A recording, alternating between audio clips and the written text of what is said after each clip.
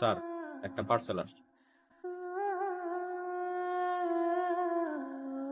অনেকদিন ধরে চিন্তা করছিলাম আপনার সাথে কিভাবে একটু মন খুলে কথা বলা যায়, কিন্তু আপনি এতটাই ব্যস্ত যে আপনার সাথে কথা বলার মতো কোনো সুযোগই পাচ্ছি না। তাই ভাবলাম আপনারই প্রিয় অ্যান্টিক হ্যান্ডিক্যামের সাথে কথা বলি। সেজন্য স্টোর রুমে পাওয়া আপনার প্রিয় হ্যান্ডিক্যামটাকে আমার চিঠি বানিয়ে আপনার কাছে পাঠালাম। চা কেমন হয়েছে? বেশ ভালো, থ্যাঙ্কস সুন্দর চায়ের জন্য। চা তো আমি বানাইনি, মা বানিয়েছে। ভিতরে তো সবাই বললো চা আপনি বানিয়েছেন। পাত্রীর মার্কেটিং, আর মার্কেটিং করার জন্য পাত্রীর আশেপাশের মানুষ টুকটাক মিথ্যা কথা বলে। আমি চা কেন, কিছুই বানাতে পারি না। মা বলতো রান্নাঘরে ঢুকলে নাকি আমি কালি হয়ে যাব, কালি হয়ে গেলে আমার কপালে কোনো ভালো বর জুটবে না। আপনি খুব সুন্দর করে কথা বলেন, শুনতে খুব ভালো লাগছে। আমাদের বিয়েটা যদি হয়ে যায় তাহলে আপনি এভাবেই কথা বলবেন। আসলে আমি একটু চুপচাপ স্বভাবের, তো খুব বেশি কথা বলি না। সেটা নিয়ে আপনি একদমই চিন্তা করবেন না, আপনার ভাগেরটা আমি বলে দিব।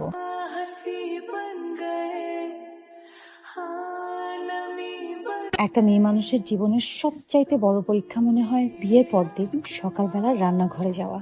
একটা চা হবে? আমার জন্য মনে হয় পরীক্ষাটা একটু সহজই হয়ে গেল।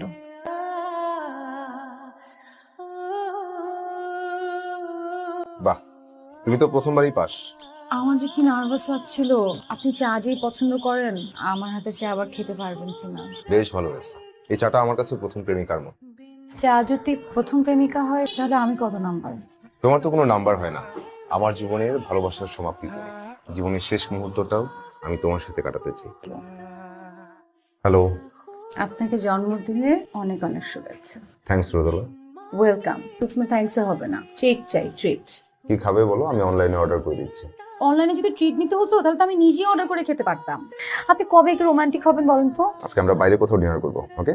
বাইরে খাবার খেতে আমার ভালো লাগে না। আপনি তো তাড়াতাড়ি বাসায় আসেন তাহলেই হবে, আর কিচ্ছু লাগবে না। আচ্ছা ঠিক আছে, আজকে একটু তাড়া আছে, তাহলে এখন রাখি। আমি চেষ্টা করছি যত দ্রুত সম্ভব বাসায় ফিরতে।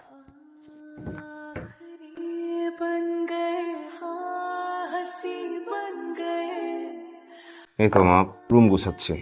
মা, আমাকে নিয়ে এত চিন্তা করো না তো, তুমি নিজের যত্ন নাও। মা, রোদিলা উঠে গেছে, আমি ওর সাথে কথা বলি, তারপর আবার তোমাকে কল করবো। আল্লাহ, আপনি কখন আসলেন? আমাকে ডাকলে তো পারতেন। তুমি ঘুমালে তোমাকে খুব মায়া মায়া লাগবে। একটা টিপ আর চুরি করে এসো। শাড়িতে তোমাকে অদ্ভুত সুন্দর লাগছে, এটার পূর্ণতা দরকার।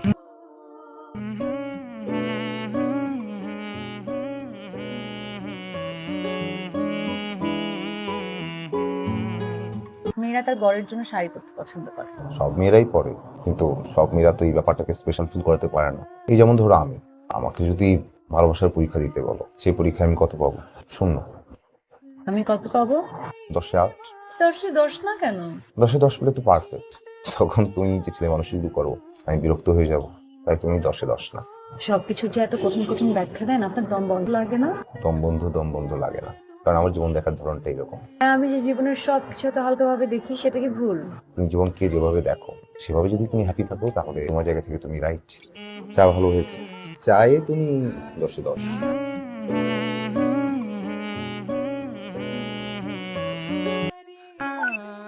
মাঝে মধ্যে আপনি অফিসের কাজ নিয়ে বাসায় আসতেন, সেটা আমার একদম ভালো লাগতো না।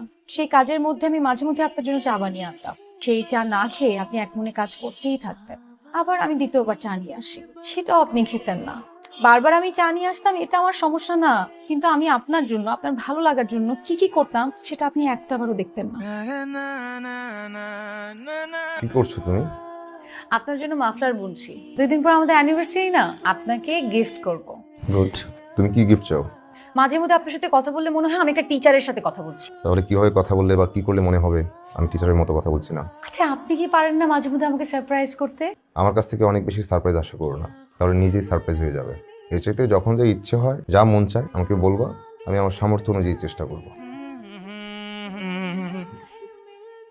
নিরামিষ একটা। আপনি কখনো বৃষ্টিতে ভিজেছেন? শখ করে কখনো ভিজিনি, আচমকা বৃষ্টি, হঠাৎ করে ভিজে যাওয়া, এমনটা হয়েছে। হঠাৎ বৃষ্টির প্রশ্ন, বৃষ্টি তোমার খুব পছন্দ? হুম, অনেক। আপনার জন্য একটা গিফট এনেছি, মনে আছে? সেদিন বুনতে দেখেছিলেন। তো ভালো। পিয়াল ভাই, কি অবস্থা আপনার?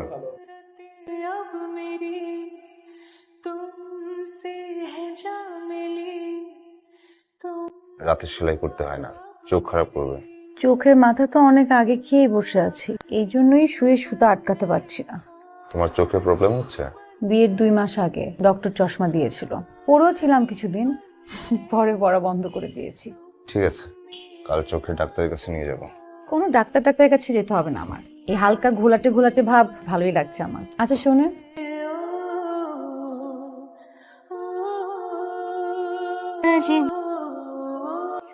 আমার জন্য সারা দুনিয়া ঘোলা হলেও খুব একটা সমস্যা নাই, কিন্তু যখন আপনাকে দেখতে চাই খুব পরিষ্কার ভাবে দেখতে চাই।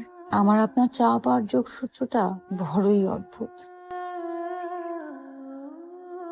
আচ্ছা শোনেন না, আমরা গাড়িটা এখানে রেখে রিক্সা দিয়ে যাই। আমার রিক্সা দিয়ে ঘুরতে না খুব ইচ্ছে করছে, বাতাসে আমার চুলগুলো উঠবে আর একটু পর পর আমার চুলগুলো আপনাকে বিরক্ত করবে। আমার ভেবে খুব ভালো লাগছে। আচ্ছা থাক, লাগবে না। ঠিক আছে, চলো রিক্সায় ঘুরি।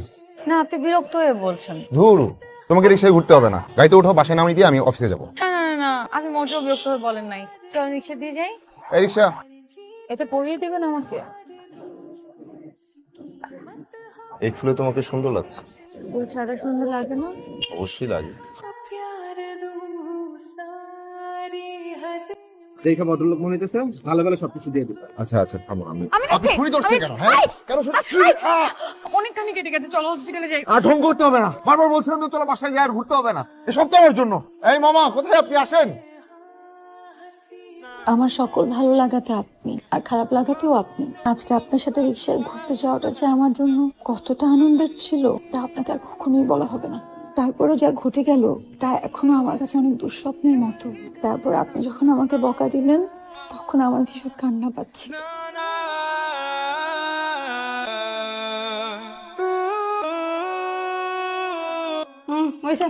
সরি আপা, অফিস থেকে আসতে একটু লেট হয়ে গেল।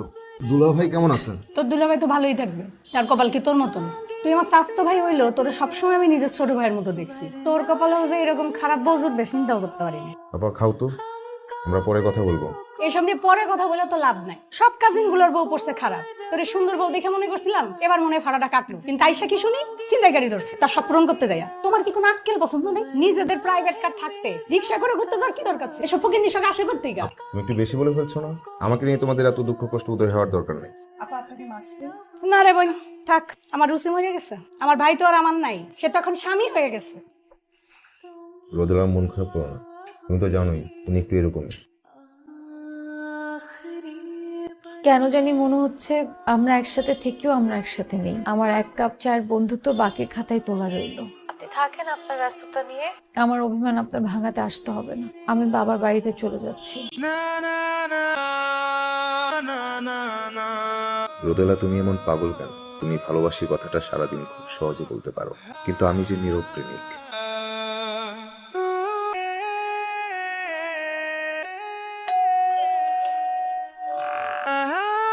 এক কাপ চা হবে? আপনি কেন আসছেন? আমি না বলেছি আপনি আমার রাগ ভাঙাতে আসবেন না। ভাবলাম চায়ের কাপে বন্ধুত্ব।